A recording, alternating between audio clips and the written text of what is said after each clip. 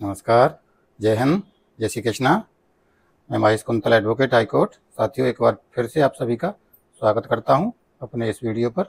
साथियों, आज हम चर्चा करने वाले हैं हिंदू मैरिज एक्ट के सेक्शन 11, सेक्शन 12, सेक्शन 13 और सेक्शन 15। स्पेशली सेक्शन 15 के बारे में हम चर्चा करना चाहेंगे, क्योंकि इसमें कुछ लीगल पॉइंट है, लीगल क्वेश्चन है, जिसका स्पष्ट आंसर अभी तक सुप्रीम कोर्ट की तरफ से नहीं मिल पाया है।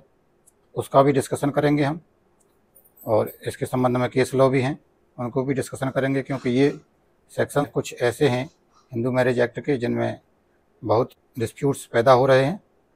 सेक्शन 11 में वॉइड मैरिज की बात करी गई है, यानी कि शून्य विवाह, किस कंडीशन में विवाह को शून्य डिक्लेयर करा सकते हैं कोर्ट के माध्यम से।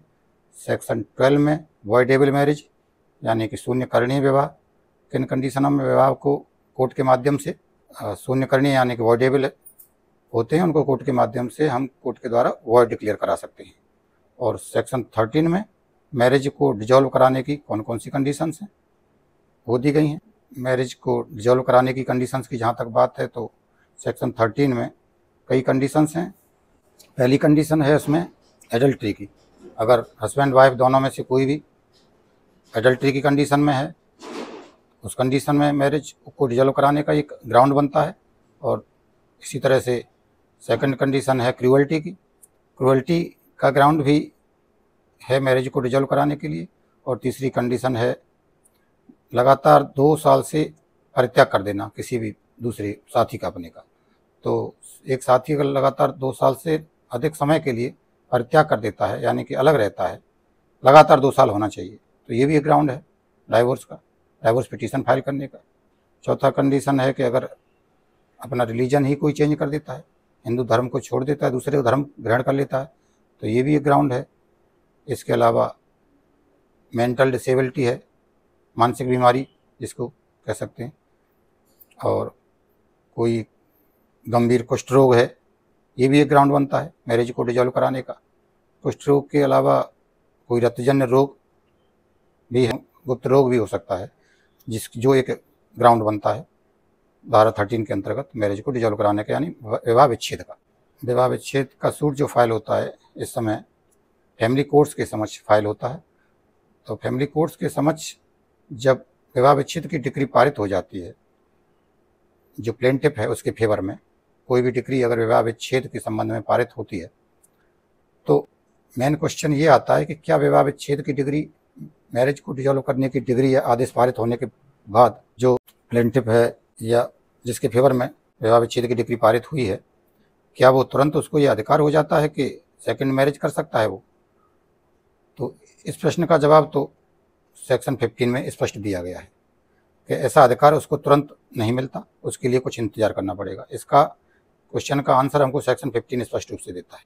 सेक्शन 15 कहता है कि अगर कोई ऐसी डिक्री और जजमेंट पारित हुआ है मैरिज को डिजॉल्व कराने से संबंधित, विवाह विच्छेद की डिक्री पारित हुई है, तो ऐसी डिक्री के तुरंत बाद विवाह करने का अधिकार नहीं होता। सेकंड मैरिज तुरंत नहीं कर सकता, उसके लिए बस इतना इंतजार करना पड़ेगा कि या तो उस आदेश के अगेंस्ट में कोई अपील का प्रावधान ही ना हो, कोई अधिकार ही ना हो, तब वो सेकंड मैरिज कर सकता है। और अगर अपील का प्रावधान है तो अपील के दाखिल करने के लिए कोई समयावधि जो विधि के अंतर्गत दी गई हो, उस समयावधि का इंतजार करना पड़ेगा। और समयावधि अगर एक्सपायर हो गई है, तब एक उस पक्ष को अधिकार है सेकंड मैरिज करने का। या अगर अपील फाइल हो गई with in time upper court में, और अपील एडमिट हो गई है अपर कोर्ट के द्वारा या हाई कोर्ट के द्वारा, तब ऐसी कंडीशन में भी मैरिज नहीं कर सकता, सेकंड मैरिज नहीं कर सकते। तो यहाँ लीगल क्वेश्चन ये आता है सेक्शन 15 के अंतर्गत कि जैसे ही किसी व्यक्ति के फेवर में विवाह विच्छेद की डिग्री पारित हो जाती है, तो सेक्शन 15 में एक कंडीशन और है कि या अगर अपील विद इन टाइम दाखिल भी हो गई हो, और अगर अपील की सुनवाई हो जाती है और अपील अपर कोर्ट के द्वारा या हाई कोर्ट के द्वारा डिसमिस कर दी जाती है, खारिज कर दी जाती है, तब ऐसी कंडीशन में उसको राइट हो जाता है कि वो सेकंड मैरिज कर सकता है।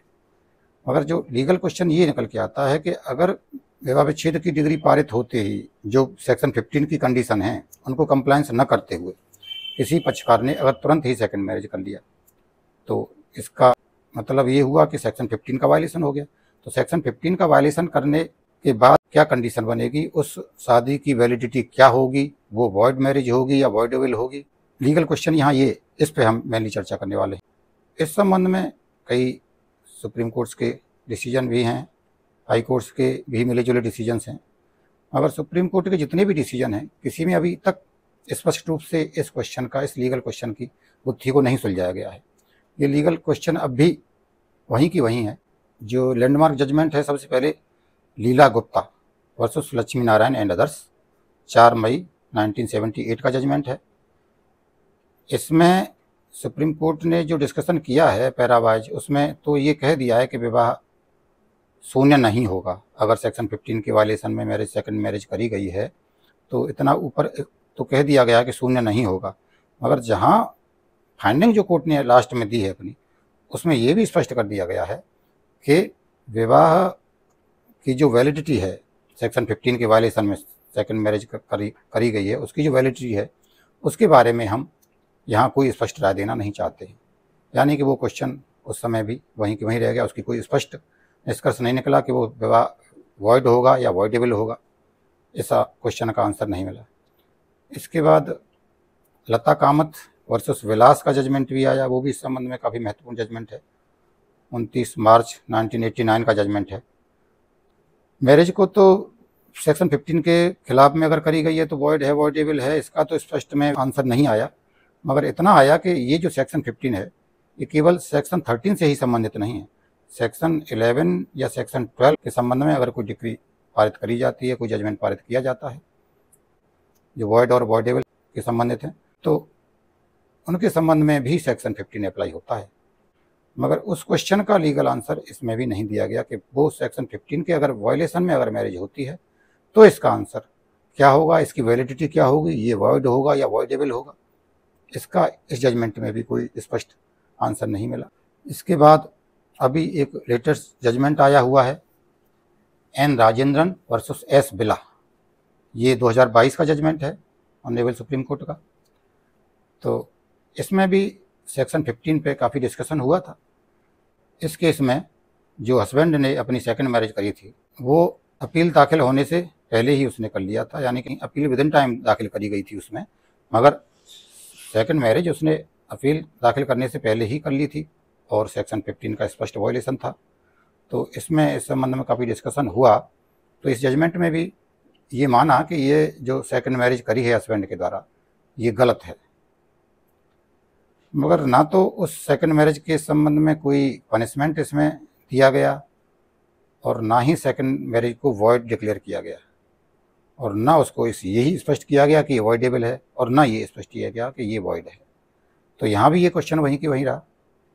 एन राजेंद्रन वर्सेस एस बिला की जजमेंट भी, जो भी 2022 का लेटेस्ट जजमेंट है, और इसमें एलिमनी डिक्लेयर कर दी गई कि वाइफ को 20 लाख की एलिमनी डिक्लेयर कर दी गई और डाइवोर्स की जो पिटीशन थी वो अलाउ कर दी गई।